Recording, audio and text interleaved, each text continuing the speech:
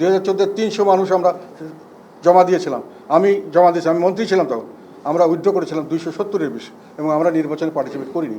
হয়তো আমার ভাবিকে নিয়ে সেখানে তারা একটা গ্রুপ করে জোর করে তাদেরকে করেছে, হয়তো ভয়ভীতি লোভ লালসা দেখেছে। কিন্তু আওয়ামী লীগ আমাদের গলায় একটা রশি ঝুলিয়ে দিল। তাদের পক্ষে আস্থা আছে এই কথাটা আমি কোনো সময় বলেছি বলে আমার ধারণা নেই। আস্থা যখন ছিল তখন সেটা ছিল, তবে যখন নির্বাচনের আগে আমরা এটা বলেছি বলে আমার খেয়াল আসে। আস্থা কথাটা হলো যে নির্বাচন যখন ঘোষণা করে 2024-এর কথা, একটা কথা মনে রাখবা, 2014 একটা কতগুলো কথা ভুল বলা হয়। 2008-এ কিন্তু একটা অবাধ সুষ্ঠু নির্বাচন হয়েছে, 2001-এ একটা অবাধ সুষ্ঠু নির্বাচন হয়েছে, সেখানে আমরা আমাদের পার্ট প্লে করেছি। 2001-এ আমরা কারোর সঙ্গে ছিলাম না, 2000-এ আমরা মহাজোটে ছিলাম। কিন্তু জাতীয় পার্টি অফিসিয়ালি যেহেতু এরশাদ সাহেবকে নিয়ে আটক করে, সেখান থেকে আমি ডিক্লেয়ার করেছিলাম যে উনি বলেছেন উনি অসুস্থ নন, ওনাকে জোর করে আটক করে রাখা হচ্ছে, ওনাকে মামলার ভয় দেখিয়ে। এখানে আরেকটা জিনিস তোমাদের জানা দরকার, এই মামলাগুলো দিয়েছে আওয়ামী লীগ আর বিএনপি, এবং এর সুযোগ নিয়েছে আওয়ামী লীগ এবং বিএনপি উভয়ই আমাদের দলকে নির্যাতন করার জন্য।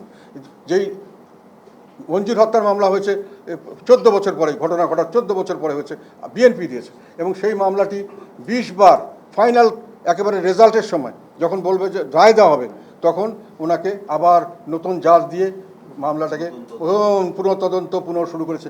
এইভাবে প্রায় 24 কত বছর হলো, যত বছর উনি বেঁচে ছিলেন, সেই 95 থেকে শুরু করে টিল হি ডাইট ওই পর্যন্ত ওনাকে মামলাটা ঝুলিয়ে রাখা হয়েছিল। এবং সেখানে যেগুলো সাক্ষী ছিল, আমরা উকিলদের সঙ্গে আলাপ করেছি সবার সঙ্গে, 28 জন সাক্ষী ছিল, কেউ কোনো সময় বলেনি উনি এখানে জড়িত। কাজে এই মামলা দিয়ে এখন ওনাকে ফাঁসির কাজটি দাঁড় করা হয়েছিল, ফাঁসির ভয় দেখিয়ে ওনাকে নেওয়া হয়তো। সেখানে আমি সেটা বলছি, এটা ব্ল্যাকমেইলিং, এটা স্বাভাবিক রাজনীতি নয়, এটা আমাদের অসুস্থ রাজনীতির ফসল।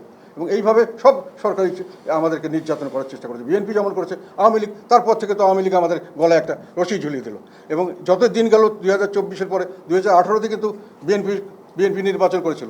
কাজে নির্বাচনে গেলেই যদি সব নির্বাচন বৈধ হয়, তাহলে সেই বৈধতা বিএনপি বা তাদের জোটও দিয়েছিল। 2024-এ আমি বারংবার বলেছি, এখনও বলছি, আমরা নির্বাচন থেকে চলে আসতে চেয়েছিলাম বারংবার, শেষ পর্যন্ত আমাদেরকে বল প্রয়োগ করে আমাদের নির্বাচন থেকে আসতে দেওয়া হয়নি। এটা আমি বিভিন্ন মিডিয়া বলেছি, nobody can challenge it, it is a fact.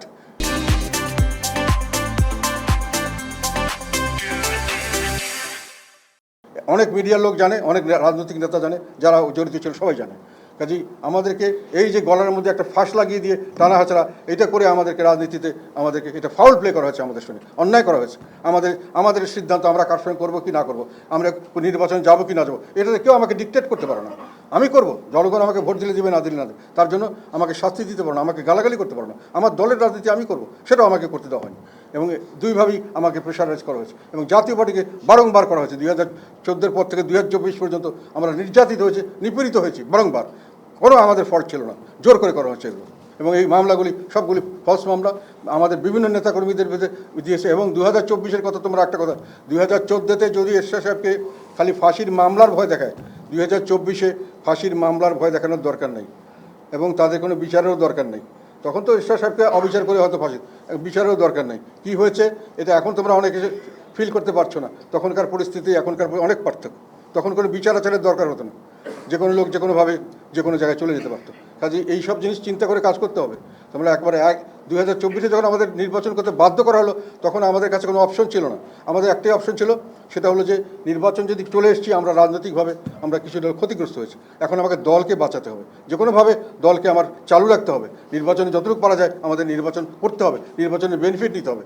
না হলে যদি দল না থাকে, আমার রাজনীতি থাকবে না, আর রাজনীতি না থাকলে দল থাকে না। কাজে দলটাকে বাঁচাতে হলে আমাকে তখন ফুল ফ্লেজেড নির্বাচন করতে হয়েছে। কিন্তু নির্বাচনের সময় পরবর্তীকালে আমি বিভিন্ন মিডিয়াতে নির্বাচনের দিনও বলেছি, পরে সংসদে এসে বলেছি, নির্বাচন হচ্ছে 3 প্রকারের। একটা হচ্ছে সরকার একদম অ্যাবসলিউট ফেয়ার দিয়েছে, কোনো হস্তক্ষেপ করে নেই, আমার নির্বাচন কোনো হস্তক্ষেপ করে নেই, তাদের ইচ্ছা, তারা চাইলেই পারতো, কিছু করেনি।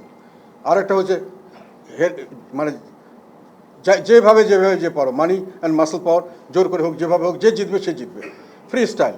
এটা হয়েছে কিছু কিছু ক্ষেত্রে, যেখানে যা ইচ্ছা তা করার সুযোগ তৈরি দেওয়া হয়েছে।